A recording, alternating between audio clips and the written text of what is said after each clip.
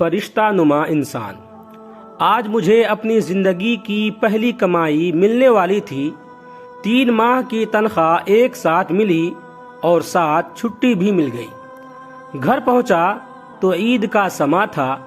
ماں باپ بہن بھائی سب بہت خوش تھے۔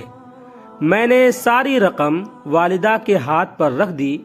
والدہ نے رقم کا تیسرا حصہ اللہ کی راہ میں خرچ کرنے کی نیت سے علیحدہ کیا اور کہا کہ اس رقم سے ایک بیوہ عورت کے گھر راشن خرید کر پہنچا دینا جو دور کے ایک محلے میں رہتی تھی۔ میں اسی وقت گیا اور راشن خرید کر لایا۔ گھر میں میرے لیے پرتکلف طعام یعنی کھانے کا انتظام کیا گیا تھا۔ بہن بھائیوں کے ساتھ مل کر لذیذ کھانوں کے مزے اڑائے اور سفر کی تھکاوٹ دور کرنے کی غرض سے رضائی میں گھس گیا۔ آنکھیں نیند سے بوجھل ہو رہی تھیں کہ اچانک اس بیوہ عورت اور اس کے یتیم بچوں کا خیال آیا۔ ارادہ کیا کہ ابھی جاؤں اور سامان پہنچا آؤں۔ طبیعت میں سستی تھی، سوچا کل پہنچا دوں گا، لیکن بعد میں خیال آیا میں تو پرتکلف کھانے کا مزہ لے چکا، کہیں وہ بچے بھوکے نہ ہوں۔ اسی وقت لحاف سے نکلا، ایک چادر اوڑھی، تھیلا کاندھے پر رکھا اور اس کے گھر کی طرف نکل پڑا۔ شدید سردی تھی، دھند بھی زیادہ تھی اور بھاری تھیلا اٹھانے میں بھی کچھ دقت ہو رہی تھی۔ ایک دور محلے میں اس عورت کا گھر تھا۔ اس کا شوہر مزدوری کرتا تھا اور 4 بچے تھے۔ ایک ناگہاں حادثے میں شوہر کی موت ہو گئی اور اب اس کے یتیم بچوں پر دشت شفقت رکھنے والا کوئی نہ تھا۔ قسمت بھی بہت ستم ظریف ہے۔ خیالات کا ایک سمندر لیے اس بیوہ عورت کے گھر کے باہر پہنچا۔ گھر کیا تھا بلکہ ایک ڈربہ تھا، ایک کمرہ، چھوٹا سا صحن اور ایک خمیدہ سی 4 دیواری تھی۔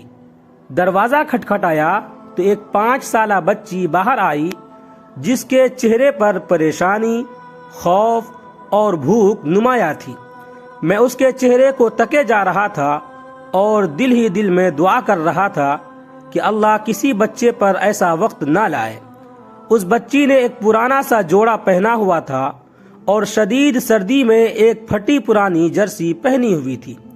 پاؤں برہنہ تھے، وہ بھی اس سردی میں کہ پیروں کو جما کے رکھ دے۔ میں نے کچھ کہے سنے بغیر راشن والا تھیلا زمین پر رکھا۔ تھیلے کو دیکھتے ہی وہ بولی، کیا اس میں کھانے کا سامان ہے؟ یہ سننا تھا کہ میں حیران ہو گیا۔ ایک بار پھر اس نے یہی سوال دہرایا۔ میں نے مثبت انداز میں سر ہلایا۔ وہ بچی خوشی کے مارے چیختی چلاتی ماں کے طرف بھاگی اور یہ کہے جا رہی تھی، امی فرشتہ آ گیا، امی فرشتہ آ گیا، امی فرشتہ آ گیا۔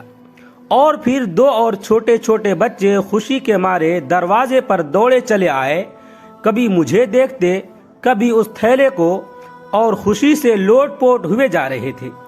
میری آنکھوں سے آنسو رواں ہونے لگے، ہونٹ کپ کپا رہے تھے اور جسم میں ایک سرد لہر سی دوڑ رہی تھی۔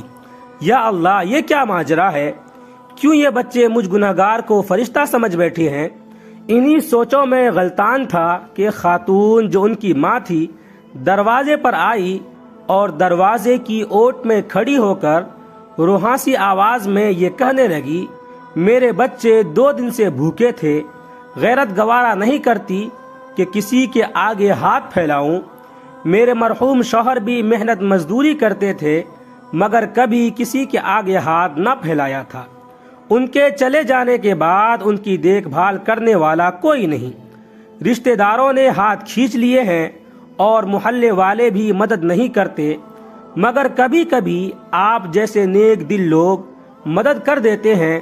میں 2 دن سے بچوں کو یہ کہہ کر بہلا رہی تھی کہ ایک فرشتہ آئے گا اور ہمارے لیے کھانا لے آئے گا، اسی لیے یہ آپ کو فرشتہ سمجھ بیٹھے ہیں۔ اس عورت نے اللہ کے حضور شکرانے کے چند کلمات ادا کیے، مجھے ڈھیر ساری دعائیں دی اور شکریہ ادا کیا۔ میں وہاں سے واپس ہو لیا۔ آنسو رکنے کا نام نہیں لے رہے تھے۔ زندگی میں کبھی خود کو اتنا پرسکون محسوس نہیں کیا جتنا آج کر رہا تھا، اور اندازہ لگایا کہ ایک بے بس انسان کی مدد کرنے سے جو روحانی سکون ملتا ہے وہ کسی اور کام میں نہیں۔ ہمارے ارد گرد ایسے بہت سے غربا ہوتے ہیں جو مستحق ہونے کے باوجود کسی کے آگے ہاتھ نہیں پھیلاتے، مگر مدد کرنے والے ہاتھوں کے منتظر ضرور رہتے ہیں۔ 2 وقت کی روٹی ہی ان کا کل جہاں ہوا کرتی ہے۔ ایسے لوگوں کی مدد کرنی چاہیے، چاہے وہ ایک وقت کھانا ہی کیوں نہ ہو۔ گھر آیا تو ماں نے پوچھا، بیٹا اتنی رات کہاں چلے گئے تھے بنا بتائے؟ میں بے ساختہ بولا، فرشتہ بننے گیا تھا۔ ویڈیو اچھا لگے تو لائک کریں، کمنٹ کریں، شیئر کریں، اور اس طرح کے مزید ویڈیوز کے لیے ہمارے چینل کو سبسکرائب ضرور کر لیں۔ آپ تمام ساتھیوں کا بہت بہت شکریہ ہوگا۔